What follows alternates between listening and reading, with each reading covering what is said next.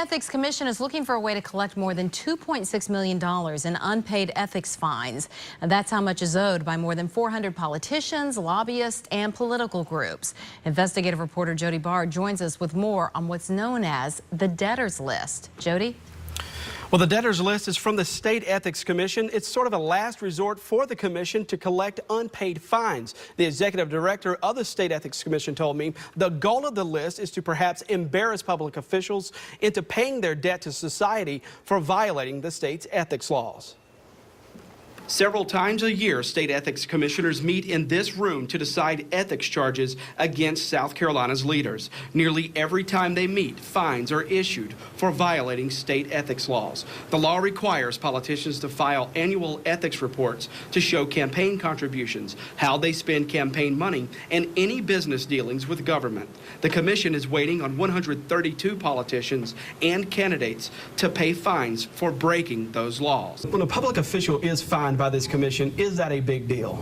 Oh, it is, definitely. It's they're fined because they have not complied with some particular section of either the ethics law or campaign finance law. Herb Hayden heads the state's ethics commission. He's the one charged with collecting unpaid fines and updating the debtors list. The man who owes the highest fines in the state is Torlando Childress. Childress ran for Richland 1 school board. He did not win and did not file his ethics forms. He now owes $214,258 in unpaid ethics fines.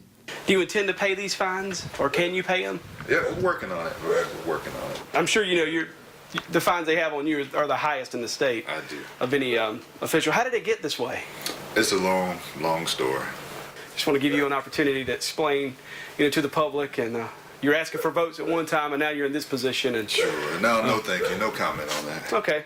Well, look, I appreciate your time. No, I appreciate you. All right, man. Are you able to pay this debt? No, I'm not able to pay that debt today. Will you ever be able to pay it? No, I won't be able to pay that. Richard Johnson owes $163,200 in unpaid ethics fines. He owes the second highest fines in the state for failing to file ethics forms during his years on Eastover Town Council. Johnson says it was simple paperwork and nothing more than that. Do you believe, standing here today, that you did anything unethical that compromised your values as a public official here in Eastover? No, I didn't, Jody. Not at all. Johnson left office in 2006 and says he's tried to fix his filings with the Ethics Commission. He once owed more than $700,000. 8 years after leaving office, he still owes, and the commission doesn't have his forms. Can you fathom going from a job on council where you made $100 a month to owing the state of South Carolina almost $1 million in late fees? Well, I told them that they underpaid me, and I need to be making about right at $1 million a year almost to be able to pay that kind of money. Well, coming up at 6, we'll show you people who are in office right now who owe ethics fines to the state of South Carolina. Some admitted they owe, others did not. One grabbed me and tried to physically remove us from a public meeting when we questioned him about his unpaid fines. Again, we'll have that coming up at 6 o'clock.